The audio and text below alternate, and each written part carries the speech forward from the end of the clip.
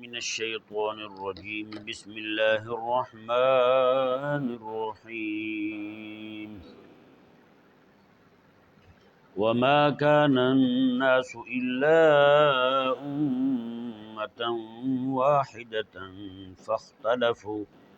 ولولا كلمة سبقت من ربك لقضي بينهم فيما فيه يختلفون۔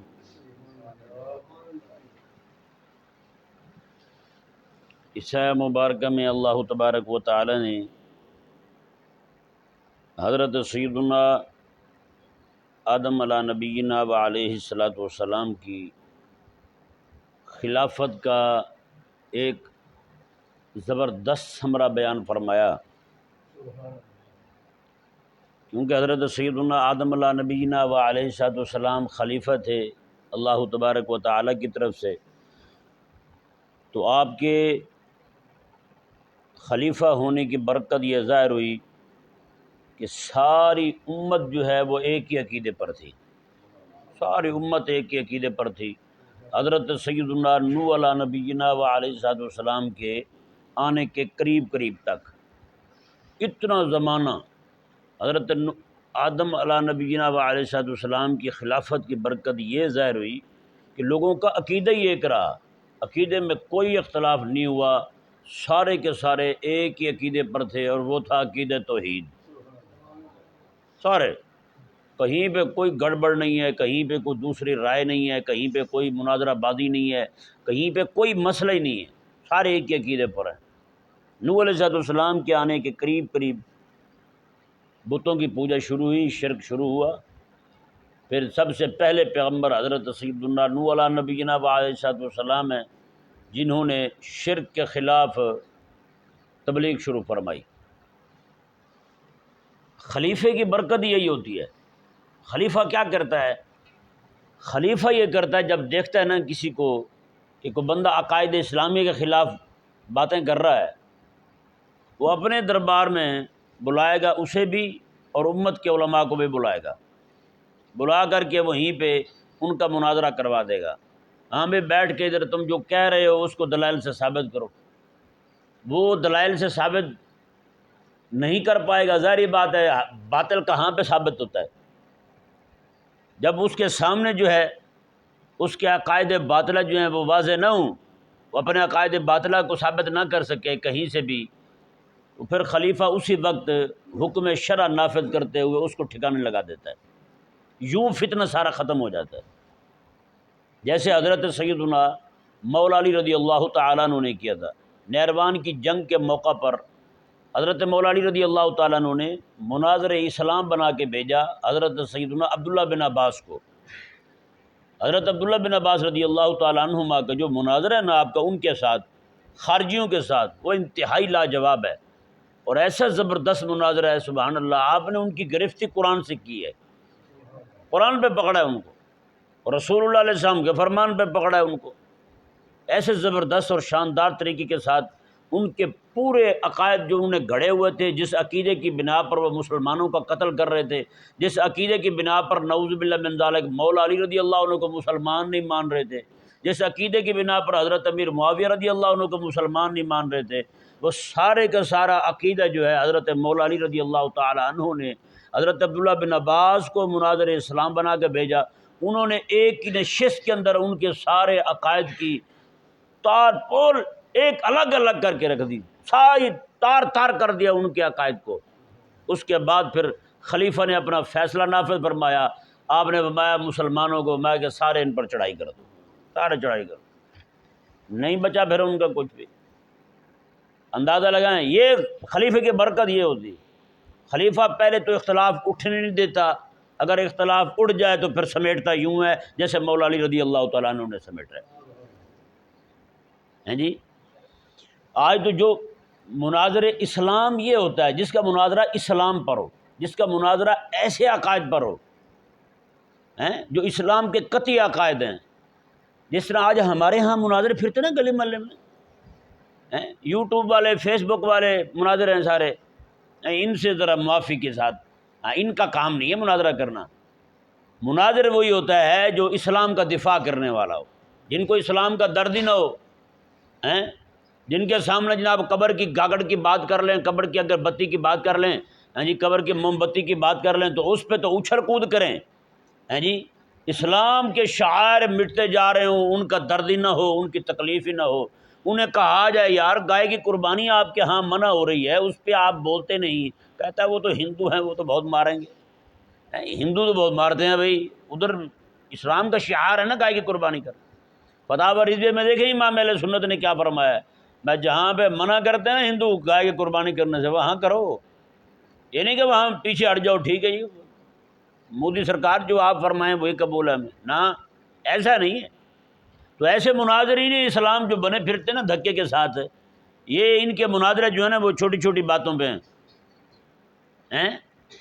شلوار کتنی اونچی ہونی چاہیے، مونچھ کتنی اونچی نیچی ہونی چاہیے، بس اس طرح کی باتیں، اور یہی باتیں کر سکتے ہیں بیچارے یہ ہیں۔ اللہ اکبر کبیرہ۔ حضرت سیدنا مولا علی رضی اللہ تعالیٰ عنہ،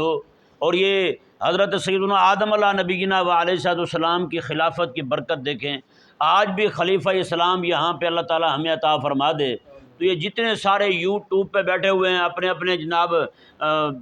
لائک کرنے والوں کے پر فخر کر رہے ہیں، اپنے جناب سبسکرائبر پر فخر کر رہے ہیں، میرے تو اتنے بندے سننے والے ہیں، یہ سارے جتنے مولوی لگے پھرتے ہیں سارے کے سارے ٹھکانے لگ جائیں گے، یہ انجینئر بنو غوام میں یہ سارے کے سارے ٹھکانے ہوں گے،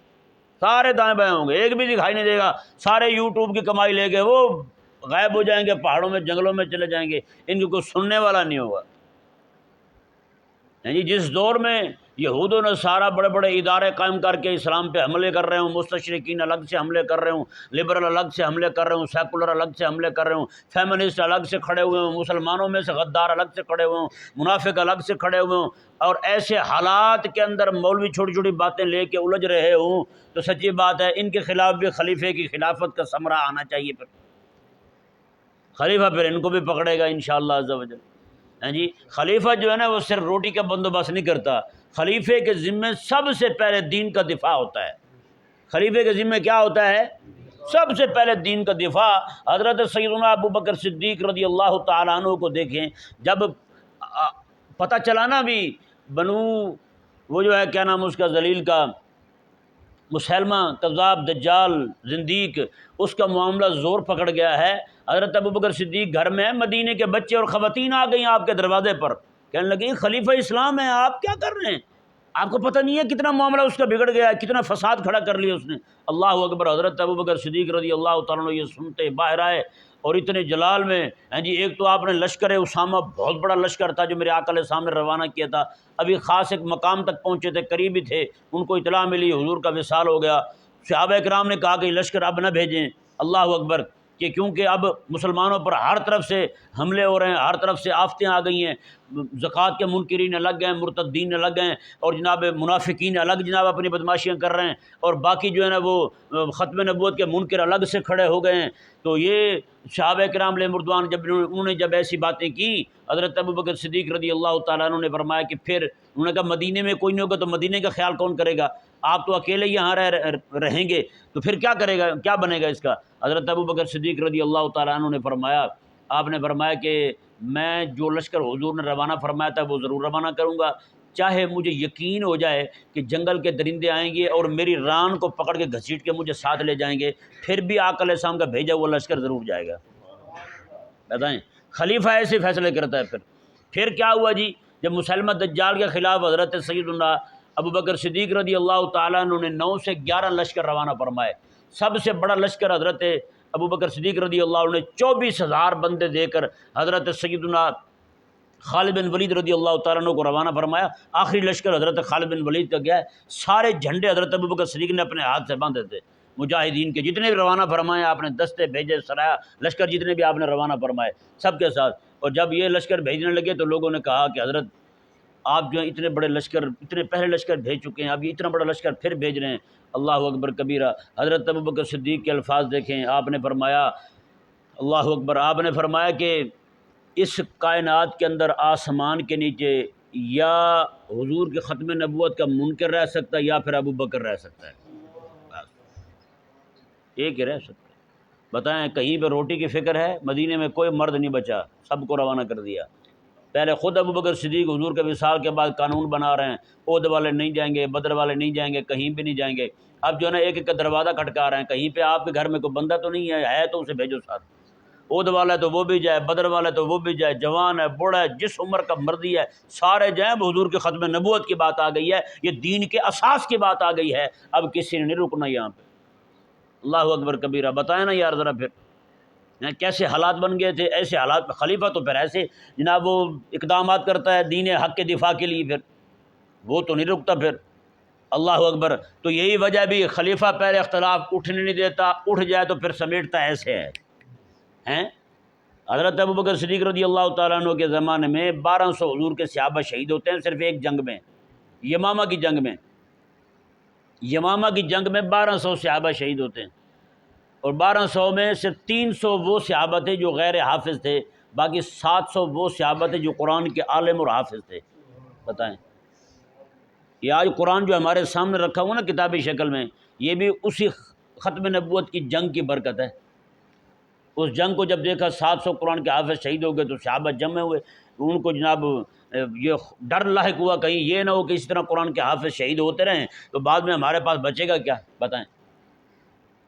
اس سے یہ بھی اندازہ لگایا جا سکتا ہے کہ اتنی بڑی جنگ ہو جس میں قرآن کے حافظ 700 سے زائد شہید ہو جائیں،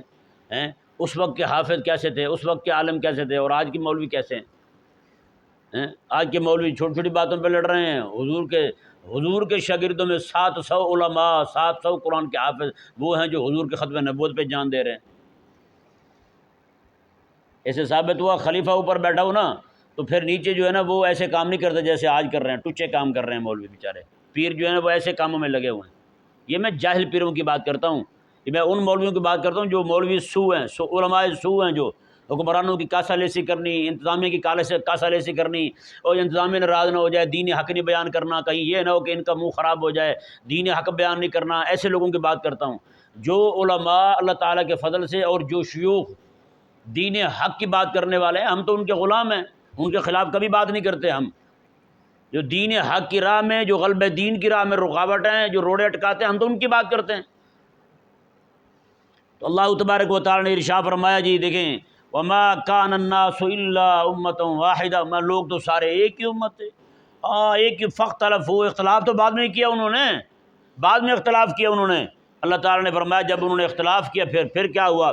ولولا کلمۃ سبقت من ربک، میں حبیب پیارے یہ بات تیرے رب کی طرف سے پہلے طے نہ ہو چکی ہوتی تو لقضی بینہم فیما فیہ یختلفون، تو جس مسئلے میں یہ اختلاف کرتے جاتے ہم اس مسئلے کی وجہ سے ان کا کام ہی کرتے جاتے، ان کو تباہ کرتے جاتے۔ یعنی یہ جو اختلاف کرنے والے ہیں، رولے ڈالنے والے ہیں، پھڈے ڈالنے والے ہیں، بغیر کسی بات پہ مناظرے کے چیلنج کرنے والے ہیں، قہر آسمانی، فلانا شیطانی ہیں جی، فلانے کی گردن پہ تلوار، فلانا کی گردن پہ خنجر، خنجر، مولوی چھرا، مولوی کلہاڑا، یہ وہ بندے کے بچوں کو والا نام ہے یار،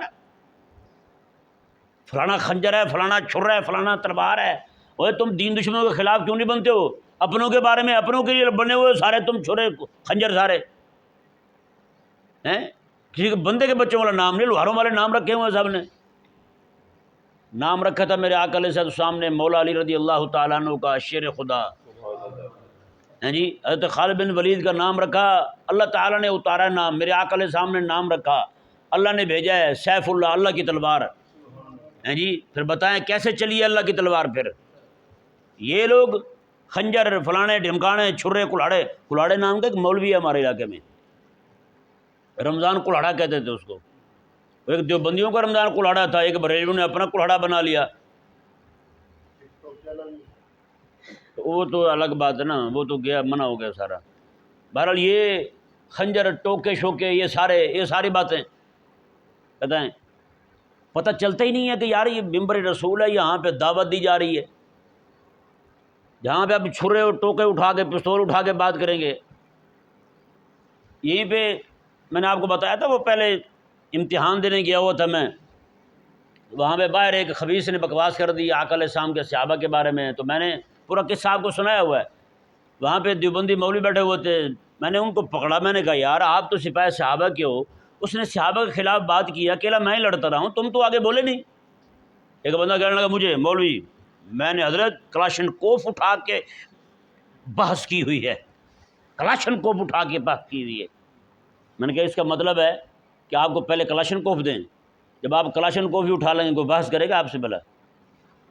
ہاں جی بتائیں، باہر کو آ جائے ڈاکو اور وہ پستول ساتھ لیے پھرتا ہو تو کوئی بحث کرے گا اس سے؟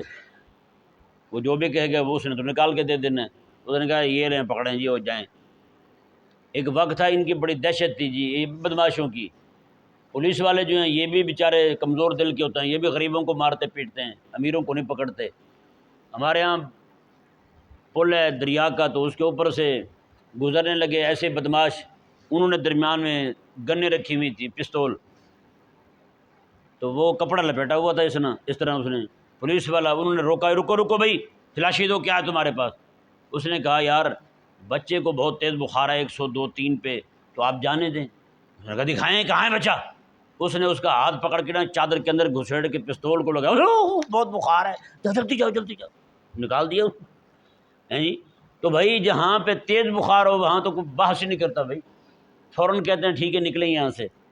تو میں نے کہا پستول اٹھا کے آپ نے کون سی بات، پستول جب اٹھا لیں گے کسی نے بات نہیں کرنی آپ سے بھائی، ڈرتے ہوئے سارے دائیں بائیں ہو جائیں گے، جو بھی آپ منوا سکتے ہیں پستول کے زور پر۔ میں نے کہا تمہیں پستول کے زور پر منوانے کا حکم نہیں دیا گیا، تمہیں دلائل کے زور پر منوانے کا حکم دیا گیا ہے۔ دلائل کے بعد دلائل بندے کے بعد ہوں نا جتنے مرضی۔ ایک مولوی تھا اس کا بیٹا وہ کراٹے نہیں سیکھتے، کیا کہتے ہیں آج کل کو نام نیر رکھ لے انہوں نے، کراٹے مارتے ہیں جو منہ سے گھسنے مارتے ہیں۔ بیٹا اس کا پڑھتا تھا مدرسے میں، وہ چھوڑ کے اس کام میں لگ گیا۔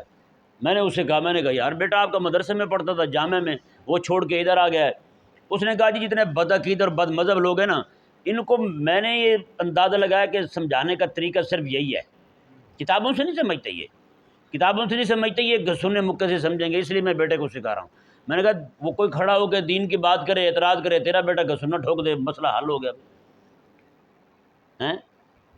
یہ تو ہمارے ہاں لوگوں کا ذہن بن چکا ہے، اللہ تبارک و تعالیٰ رحم فرمائے جی۔ تو خلاق کائنات نے ارشاد فرمایا اگر اللہ تعالیٰ تیرے رب کی طرف سے حبیب یہ بات طے نہ ہو چکی ہوتی تو یہ اختلاف کرنے والے تیرے رب کو ایسے ناپسند ہیں کہ تیرا رب جو ہے لقود یا بینہم ان کا کام ہی تمام کر دیتا، ان کا فیصلہ ہی کر دیتا، بس